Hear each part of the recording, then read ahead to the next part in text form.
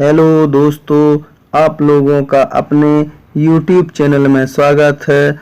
आज हम लोग बात करेंगे केंद्रीय विद्यालय एडमिशन 2023-24 के बारे में। केंद्रीय विद्यालय संगठन ने जारी कर दिए हैं ऑफलाइन फॉर्म।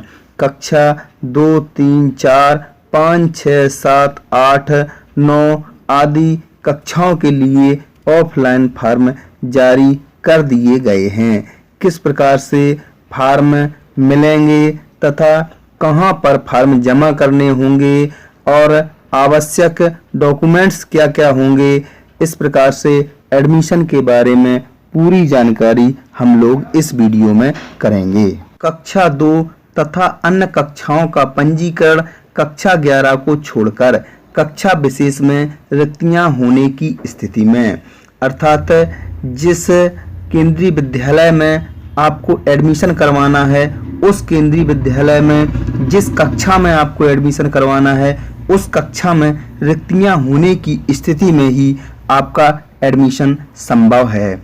अब बात करते हैं कि ये पता कैसे चलेगा कि रिक्तियां हैं या नहीं हैं उस कक्षा में। तो इस बात की सूचना केंद्रीय विद्यालय अपने नोटिस बोर्ड पर लगाता है, अर्थात केंद्रीय विद्यालय में, प्रत्येक केंद्रीय विद्यालय में नोटिस बोर्ड है। उस नोटिस बोर्ड पर वह इसकी सूचना लगाता है कि इस कक्षा में इतनी सीटें खाली हैं। तो इस प्रकार से आपको पता चल सकता है।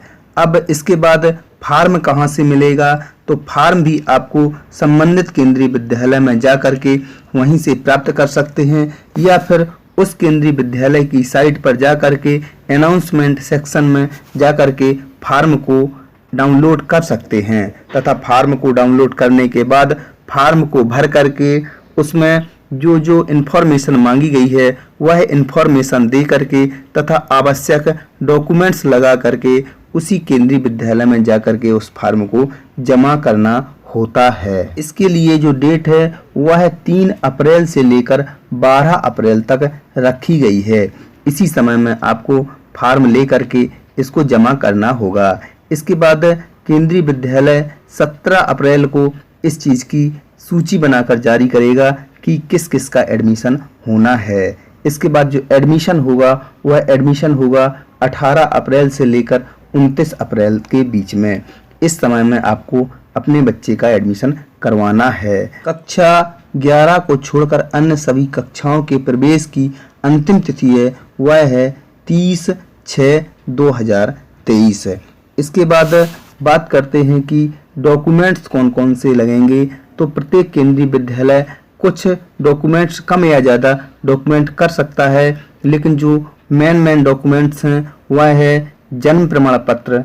तो बच्चे का जन्म प्रमाण पत्र होना चाहिए। इसके बाद अगर आप SC, ST या OBC कैटेगरी में आते हैं तो आपको जाति प्रमाण पत्र लगाना होगा। इसके साथ साथ निवास प्रमाण पत्र और बच्चे का आधार कार्ड, ये मेन कागज हैं जो कि केंद्रीय विद्यालय की तरफ से मांगे जाते हैं। इसके अलावा और भी कागज हो सकते हैं, तो आप लोग वहां से पता कर लें। इसके बाद अगर केंद्रीय विद्यालय की साइट के बारे में बात करते हैं तो नॉर्मली KBS डॉट, आप जिस स्कूल के बारे में जानना चाहते हैं उस स्कूल का नाम डाल करके सर्च करते हैं तो संबंधित केंद्रीय विद्यालय खुलकर आ जाता है। तो उसमें जो अनाउंसमेंट सेक्शन होता है उसमें जा करके आप और अधिक जानकारी कर सकते हैं। केंद्रीय विद्यालय की तरफ से प्रवेश के लिए जो समय सारणी जारी की गई है उसमें भी नीचे नोट में सभी चीजें बताई गई हैं, जैसे कि समस्त पंजीकृत बच्चों की सूची, प्रवेश योग्य बच्चों की सूची, प्रवेश के लिए अंतिम चयनित बच्चों की श्रेणी, बार सूची, प्रतीक्षा सूची व उत्तरवर्ती सूचियों को संबंधित केंद्रीय विद्यालय के सूचना पट पर प्रदर्शित करने के साथ साथ विद्यालय की वेबसाइट पर देना अनिवार्य है। अर्थात ये बताया गया है कि जो प्रवेश से संबंधित सूचना है उसको सूचना पट पर तो लगाएं ही, तथा विद्यालय की वेबसाइट है उस पर भी इसको पारदर्शी तरीके से दिखाना अनिवार्य है। इसके साथ साथ यदि पंजीकरण हेतु निर्धारित प्रारंभिक अंतिम तिथि को कोई सार्वजनिक अवकाश का दिन है तो अगला दिन कार्य दिवस स्वीकार्य होगा।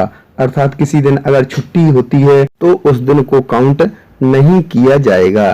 तो ये सभी स्पष्ट दिशा निर्देश जो प्रवेश के लिए समय सारणी जारी की गई है उसमें दिए गए हैं। हम लोगों ने इस वीडियो में केंद्रीय विद्यालय में कक्षा 2 तथा उसके ऊपर की कक्षाओं में एडमिशन से संबंधित क्या क्या दिशा निर्देश हैं तथा कहां से फॉर्म प्राप्त कर सकते हैं और कहां जमा कर सकते हैं, इन सभी विषयों पर जानकारी की। अगर आपको ये वीडियो अच्छा लगा हो तो वीडियो को लाइक करें तथा चैनल को सब्सक्राइब करें। धन्यवाद।